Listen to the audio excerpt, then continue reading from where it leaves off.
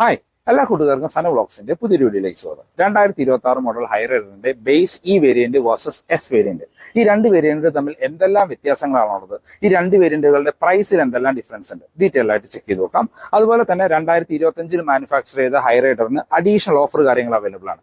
ഓഫറിന് ശേഷം 2025 വാഹനങ്ങൾ എത്ര രൂപയ്ക്ക് ഓൺ റോഡ് ഇറങ്ങും, അതുപോലെ തന്നെ 2026 വേരിയന്റുകളാണെങ്കിൽ എത്ര രൂപയ്ക്ക് ഓൺ റോഡ് ഇറങ്ങും, ഡീറ്റെയിൽ ആയിട്ട് ചെക്ക് ചെയ്യാം. 2026 മോഡൽ ഹൈറൈഡറിന്റെ base E variant versus S variant, ഫ്രണ്ടിൽ നിന്നുള്ള ലുക്ക് ആൻഡ് ഫീച്ചേഴ്സ് നോക്കുകയാണെങ്കിൽ രണ്ട് വാഹനങ്ങളുടെ ഫ്രണ്ടിൽ നിന്നുള്ള ലുക്ക് എക്സാക്ട്ലി സിമിലർ ആണ്. പ്രത്യേകിച്ച് യാതൊരു ഡിഫറൻസും വരുന്നില്ല.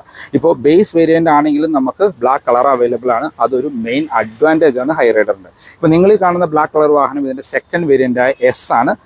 ബേസ് വേരിയന്റ് ഈ നമുക്ക് റെഡ് ഫിനിഷ് കൊടുത്തിരിക്കുന്നു, അല്ലെങ്കിൽ റെഡ് കളറിൽ വന്നിരിക്കുന്നു. ഈ വാഹനവും നിങ്ങൾക്ക് ഡ്യുവൽ ടോണിലേക്ക് കൺവേർട്ട് ചെയ്യാനായിട്ട് പറ്റും. ഇപ്പോൾ ബേസ് വേരിയന്റിന്റെ എക്സ്റ്റീരിയറിലേക്ക് വന്നു കഴിഞ്ഞാൽ നമുക്ക് ഫ്രണ്ടിൽ ആ ഒരു ഡ്യുവൽ സ്ലോട്ടായിട്ട് കൊടുക്കുന്ന DRL കൊടുത്തിരിക്കുന്നു. അത് തന്നെ ഇൻഡിക്കേറ്റേഴ്സ് ആയിട്ട് ഫംഗ്ഷൻ ചെയ്യും. താഴേക്ക് വന്നു കഴിഞ്ഞാൽ പ്രൊജക്റ്റഡ് ഹാലജൻ ഹെഡ്ലൈറ്റ് ആണ്.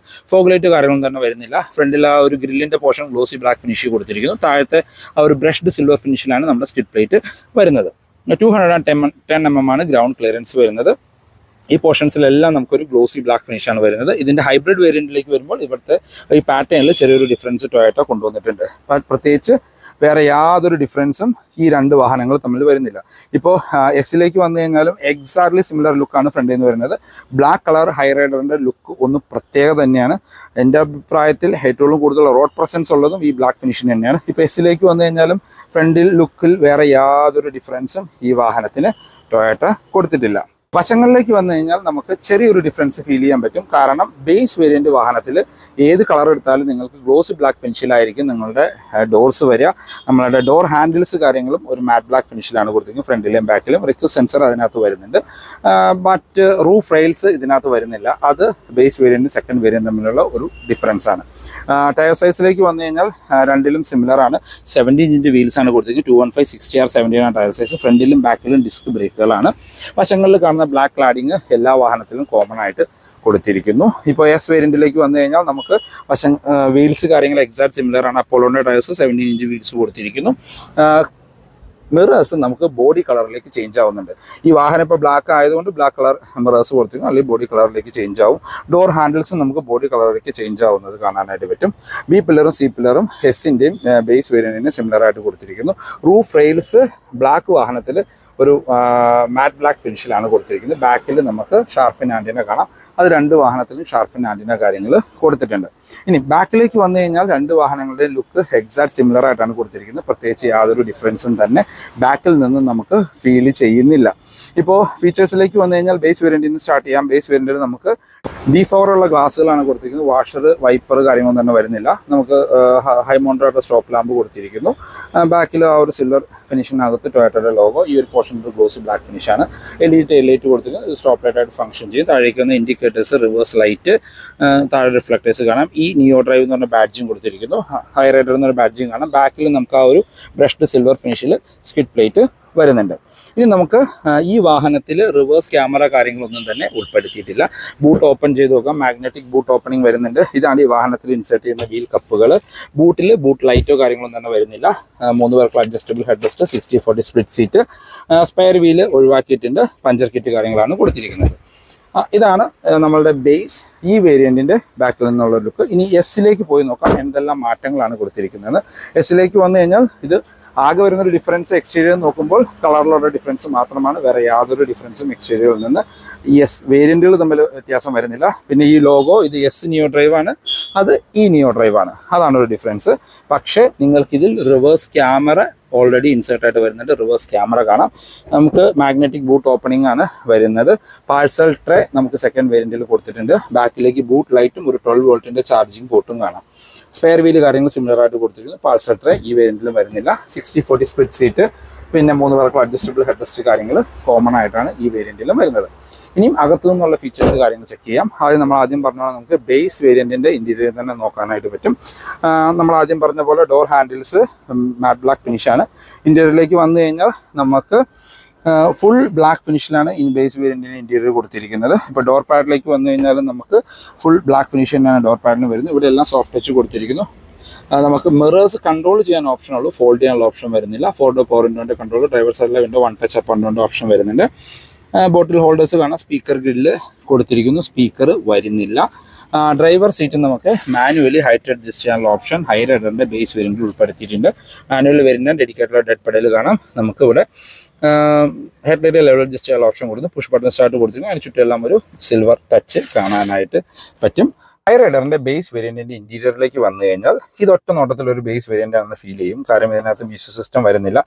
ഇത്രയും 12 ലക്ഷം രൂപ വാഹനത്തിൽ സ്റ്റിയറിംഗ് ആ ഒരു ബ്ലാക്ക് ഫിനിഷിൽ തന്നെ കൊടുത്തിരിക്കുന്നു. അപ്പോൾ സ്റ്റിയറിംഗ് വീല് നമുക്ക് ടിൽറ്റ് ആൻഡ് ടെലസ്കോപ്പിക്കിൻ്റെ ഓപ്ഷൻസ് വരുന്നുണ്ട്. പക്ഷേ ഇതിനകത്ത് കൺട്രോൾസ് കാര്യങ്ങളൊന്നും തന്നെ ഉൾപ്പെടുത്തിയിട്ടില്ല. നറുക്കിട്ടായിട്ടുള്ള ഒരു ലോഗോ. ഇടതുവശത്ത് വൈപ്പറിൻ്റെ കൺട്രോൾസും വലതുവശത്ത് ഹെഡ്ലൈറ്റിൻ്റെ കൺട്രോൾസും കാണാം. ഓട്ടോ ഹെഡ്ലൈറ്റ്, ഓട്ടോ വൈപ്പേഴ്സ് ഒന്നും ഇതിനകത്ത് ഉൾപ്പെടുത്തിയിട്ടില്ല. ഇപ്പോൾ ഇൻസ്ട്രുമെന്റ് ക്ലസ്റ്ററിലേക്ക് വന്നു കഴിഞ്ഞാൽ സ്പീഡോമീറ്റർ, ആർപിഎമീറ്റർ അനലോഗായിട്ട് കൊടുത്തിരിക്കുന്നു. നടുക്കൊരു ഇൻഫർമേഷൻ ഡിസ്പ്ലേ. അതിനകത്ത് അത്യാവശ്യം വേണ്ട ഇൻഫർമേഷൻസ് ടോഗിൾ ചെയ്ത് അറിയാനായിട്ട് പറ്റും. വേറെ എടുത്ത് പറയത്തക്ക ഫീച്ചേഴ്സ് കാര്യങ്ങളൊന്നും അതിനകത്തും ഉൾപ്പെടുത്തിയിട്ടില്ല. നമ്മുടെ സ്മാർട്ട് ഹൈബ്രിഡിൻ്റെ ആ ഒരു ബാറ്ററി പെർസെൻറ്റേജ് കാര്യങ്ങളും അതിനകത്ത് അറിയാനായിട്ട് പറ്റും. സെൻറ്ററിലേക്ക് വന്നു കഴിഞ്ഞാൽ നമ്മൾ ആദ്യം പറഞ്ഞ പോലെ എം ടി സ്പേസ് ആണ്. മ്യൂസിക് സിസ്റ്റം ആക്സസറി ആയിട്ട് ചെയ്യേണ്ടി വരും. താഴേക്ക് വന്നു കഴിഞ്ഞാൽ നമുക്കിവിടെ ഹസാർഡ് ലൈറ്റിൻ്റെ ബട്ടൺ കൊടുത്തിരിക്കുന്നു. ഓട്ടോമാറ്റിക് ക്ലൈമറ്റ് കൺട്രോൾ ബേസ് വേരിയൻറ്റിൽ വരുന്നുണ്ട്. അതിന് താഴെ നമുക്കിവിടെ ഒരു 12 വോൾട്ടിൻ്റെ ചാർജിംഗ് പോർട്ട് കാണാം. വേറെ USB ചാർജിംഗ് പോർട്ടൊന്നും വരുന്നില്ല. ഇതാണ് കീ വരുന്നത്. ലോക്ക് ആൻഡ് അൺലോക്ക് ഓപ്ഷനിലൂടെ ഫുള്ളി ഫംഗ്ഷണൽ ആയിട്ട് കീ കൊടുത്തിരിക്കുന്നു. ഗിയർ ലിവർ ഒരു ബ്ലാക്ക് ഫിനിഷിലാണ് വരുന്നത്. സെൻറ്റർ ആംറസ്റ്റ് ബേസ് വേരിയൻറ്റിൽ വരുന്നുണ്ട്. അതിൻ്റെ ടോപ്പിൽ ലെതർ ഫിനിഷ് കാര്യങ്ങൾ വരാം. ഹാൻഡ് ബ്രേക്ക്, 2 കപ്പ് ഹോൾഡേഴ്സ് കൊടുത്തിരിക്കുന്നു. Co driver seat adjustable head റെസ്റ്റോടുകൂടിയ സീറ്റുകളാണ്. സീറ്റ് ബെൽറ്റ് ഹൈറ്റ് അഡ്ജസ്റ്റ് ചെയ്യാനുള്ള ഓപ്ഷൻ വരുന്നുണ്ട്. സ്പ്രിംഗ് ഡോട്ടുള്ള ഗ്രാബ് ഹാൻഡിൽ, കോ ഡ്രൈവേഴ്സുകൾ സൺവൈസസ് വിത്ത് മിററാണ് കൊടുത്തിരിക്കുന്നത്. മാനുവൽ ഡിമ്മിങ്ങുള്ള IR-beams കൊടുത്തിരിക്കുന്നു. റീഡിംഗ് ലൈറ്റുകൾ ഹാലജൻ ആയിട്ടാണ് വരുന്നത്.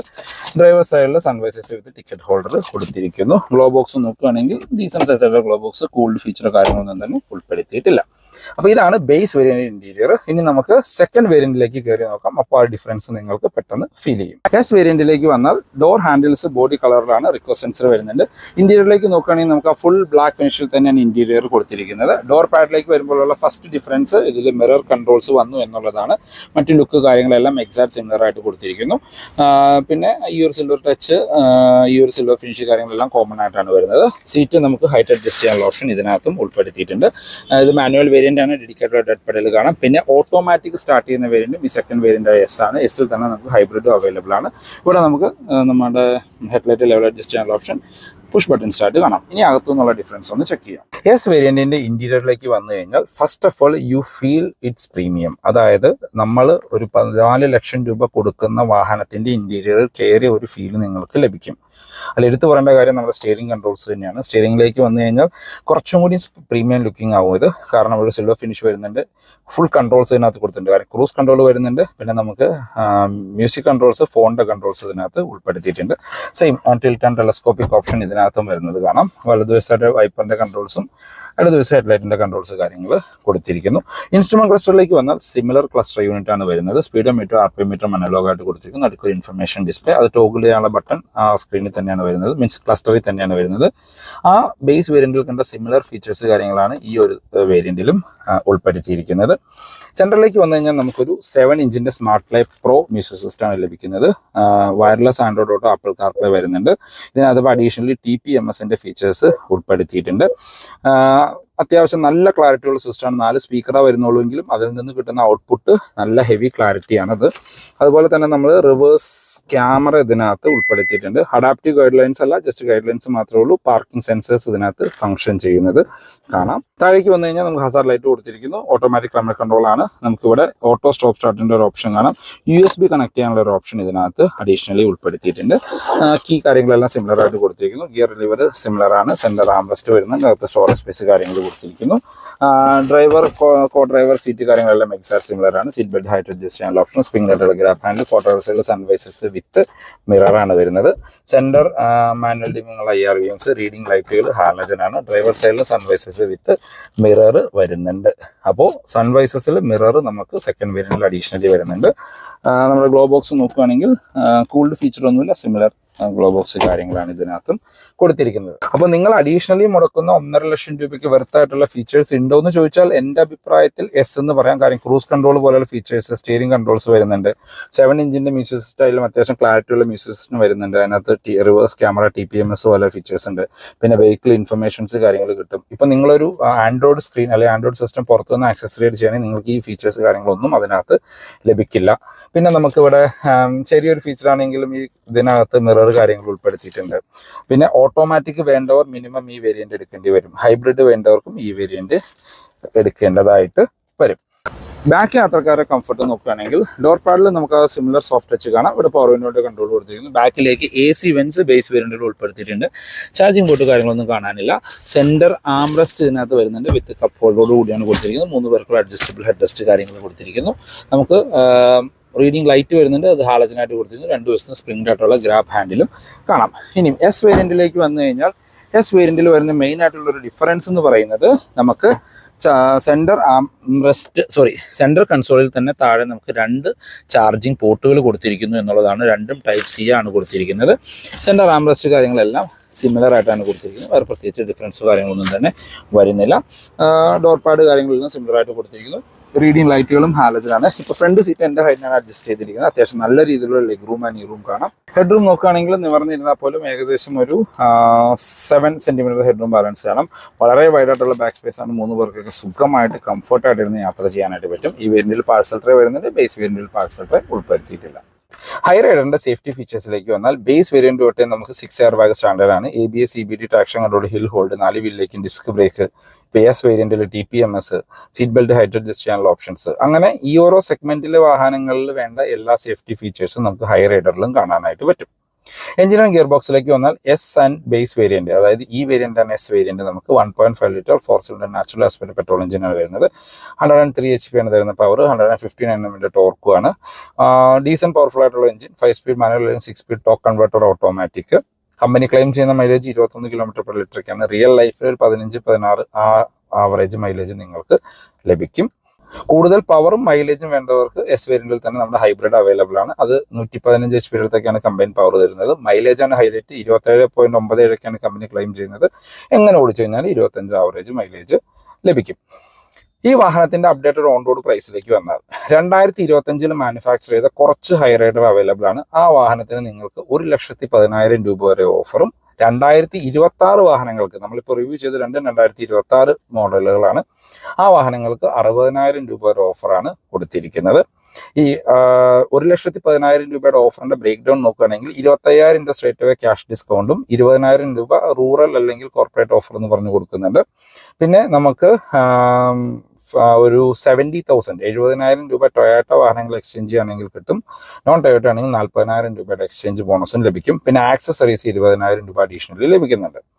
അത് ഹൈബ്രിഡ് വാഹനങ്ങൾക്ക് 20,000 രൂപയും നോൺ ഹൈബ്രിഡ് വാഹനങ്ങൾക്ക് 15,000 രൂപയുടെയും ആക്സസറീസ്, അതായത് നിയോ ഡ്രൈവിന് 15,000 രൂപയുടെ ആക്സസറീസുമാണ് ലഭിക്കുന്നത്. 2026 വാഹനങ്ങൾക്ക് 60,000 രൂപ ഓഫർ കിട്ടുന്നത്. 10,000 രൂപ ക്യാഷ് ഡിസ്കൗണ്ട് ഉള്ളൂ, 10,000 രൂപ റൂറൽ അല്ലെങ്കിൽ കോർപ്പറേറ്റ് ഓഫർ, പിന്നെ എക്സ്ചേഞ്ച് ബോണസ്. അങ്ങനെയാണ് നിങ്ങൾക്ക് ഓഫറുകൾ ലഭിക്കുന്നത്. ഈ വാഹനങ്ങളുടെ ഇപ്പോൾ അപ്ഡേറ്റഡ് ഓൺ റോഡ് പ്രൈസിലേക്ക് വന്നാൽ, ഇപ്പോൾ ഈ ബേസ് വേരിയന്റ് നിങ്ങൾ കണ്ട വാഹനം 12,96,000 രൂപയാണ് 2026 മാനുഫാക്ചർ ചെയ്ത്. 25 പോയി കഴിഞ്ഞാൽ നിങ്ങൾക്ക് 12.5 ലക്ഷം രൂപയ്ക്ക് ഓൺ റോഡ് ഇറക്കാം.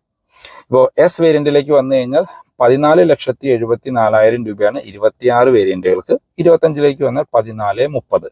അതായത് ഈ 2 വാഹനങ്ങളും തമ്മിൽ ഏകദേശം 1,70,70,000 രൂപയുടെ അടുത്ത് ഡിഫറൻസ് ആണ് വരുന്നത്. 12.5, 13.5, 14, ഏകദേശം 1,70,70,000 രൂപയുടെ പ്രൈസ് ഡിഫറൻസ് വരുന്നുണ്ട്. ഇനി എസ് വേരിയന്റിൽ തന്നെ ഓട്ടോമാറ്റിക് അവൈലബിൾ ആണ്. 16,10,000 രൂപയാണ് ആ വാഹനങ്ങളുടെ പ്രൈസ്.